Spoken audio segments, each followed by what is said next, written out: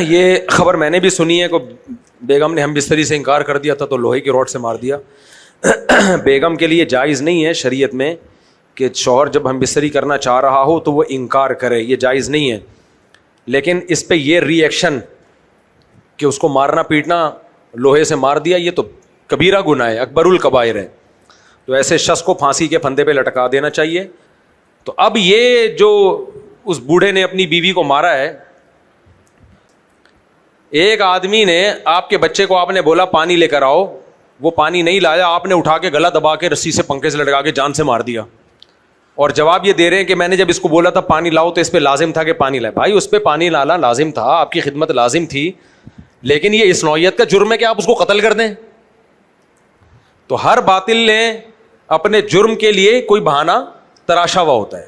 زیادہ زیادہ ناراض ہو جاتے ہیں, منہ ادھر کر کے سو جاتے ہیں. حدیث میں آتا ہے جب کوئی عورت شوہر کا انکار کرے تو فرشتے ساری رات اس پہ لعنت بھیجتے ہیں. یہ حدیث میں اسی وجہ سے کہ آدمی اب ادھر منہ کر کے سوئے گا ناراض ہو کے, تو فرشتوں کی ڈیوٹی شروع ہو جائے گی کہ اس کے لیے, اس عورت کے لیے کو بد دعائیں دو. تو اس بات پہ اس طرح بے دردی سے مارنا, قتل کرنا یہ حرام ہے. بھرپور طریقے سے اس پہ احتجاج کریں. وہ بیچاری ایک زینب لڑکی تھی نا, اس کو قتل کسی نے ریپ کر کے قتل کیا تھا, تو اس پہ اتنا زیادہ احتجاج ہوا, الحمدللہ اس کو پھانسی دے دی گئی. جگر ٹھنڈا ہو گیا, لیکن خدا کی قسم پھر بھی ٹھنڈا نہیں ہوتا جگر. ایسی بچیوں کے ساتھ ریپ ہوا اور اس کو مار دیا. ایک دفعہ پھانسی نہیں, ہمارا دل چاہتا ہے اس کو پھانسی دے کے زندہ کرو, پھر لٹکاؤ, پھر زندہ کرو, پھر لٹکاؤ. اس کمبخت کو 1000 دفعہ پھانسی ہونی چاہیے. یہ جو دنیا میں ایک پھانسی کے بعد بندہ مر جاتا ہے, اس لیے آخرت میں ایک پھانسی نہیں ہے. تبھی تو قرآن نے کہا آخرت میں جو میں سزا دوں گا لا یموت فیہا ولا یحیا, اس میں مرے گا نہیں, وہ مرے گا نہیں وہ. اس لیے اصل عذاب تو ان بغیرتوں کو آخرت میں ملے گا. باقی یہ جو انہوں نے پوچھا ہے گلیوں سے گزرتی باپردہ خواتین, دیکھو کراچی نا ایک بڑی ہی تہذیب کا شہر تھا. ہمیں یاد ہے بچپن میں کراچی میں سندھ سے پنجاب سے لوگ تہذیب سیکھنے آیا کرتے تھے. بات آ رہی ہے سمجھ میں؟ اب کیا ہو رہا ہے کراچی میں, جو پڑھے لکھے لوگ ہیں وہ 2 بچے ہی اچھے والی پالیسی پہ چل رہے ہیں. کون سی پالیسی پہ؟ 2 بچے ہی اچھے, کیونکہ وہ پڑھے لکھے ہیں. 8 بچے پیدا نہیں کریں گے. چور اچکے اور ان پڑھ ان کے ہاں 8, کیونکہ وہ میڈیا سے متاثر بولو نہیں ہوتے. میں نہیں کہہ رہا سارے ایسے ہی ہیں, بہت سے خاندانی لوگوں کے بھی زیادہ نسل بڑھ رہی ہے, لیکن ان کا ریشو کم ہے. کراچی میں جو باہر سے لوگ آئے, کے پی کے سے, پنجاب سے, سرائکی علاقوں سے, ان میں کچھ تو بہت زیادہ ایجوکیٹڈ لوگ ہیں, لیکن چونکہ وہ پڑھے لکھے لوگ ہیں وہ 2 بچوں سے زیادہ, یہ کیونکہ میڈیا نے ایسا بنا دیے کہ ایکچولی بچے کتنے ہونے چاہیے 2, یہ پاگلوں کی طرح 8, 10, یہ تو چرسیوں کا کام ہے. تو اب بتاؤ نسل کس کی بڑھے گی, ان پڑھ لوگوں کی یا پڑھے لکھے لوگوں کی؟ بولو نا, ان پڑھ کی. تو جتنے چور اچکے ڈاکو چمار اس ٹائپ کے لوگوں کے دے دنادن درجنوں, کیونکہ وہ کسی سے متاثر نہیں ہوتے.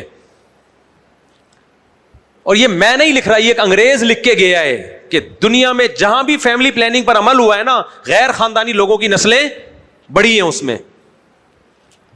ہاں کچھ خاندانی بھی ہیں جن کی بڑھ رہی ہیں, میں نہیں کہہ رہا سارے ایسے ہیں. کے پی کے سے کچھ لوگ آئے بڑے خاندانی, ان کی نسل بڑی ہے. پنجاب سے کچھ لوگ آئے بڑی خاندانی, ان کی نسل بڑی ہے. سرائکی علاقوں سے کچھ خاندانی لوگ آئے, ان کی نسل بڑی ہے, لیکن ان کا ریشو کیا ہے بولو؟ کم ہے. اردو اسپیکنگ ہو, پنجابی ہو, سرائکی ہو, پٹھان ہو, ان میں نسل زیادہ تر ان لوگوں کی بڑھ رہی ہے جو ایجوکیٹڈ فیملیوں سے جن کا تعلق نہیں ہے. اور یہ جس ملک میں بھی فیملی پلاننگ پر عمل ہوگا اس کے سائڈ افیکٹ یہ ہیں. اس کا نتیجہ کیا نکلتا ہے؟ کسی بھی سوسائٹی میں چور اچکے زیادہ ہو جاتے ہیں اور خاندانی لوگ سمٹنا شروع ہو جاتے ہیں. کراچی کا کلچر جو چینج ہوا ہے نا, اس کی بہت بڑی وجہ یہ ہے. تصور نہیں تھا کراچی میں کوئی کسی لڑکی کو چھیڑ دے, سب احترام سے دیکھا کرتے تھے خواتین کو.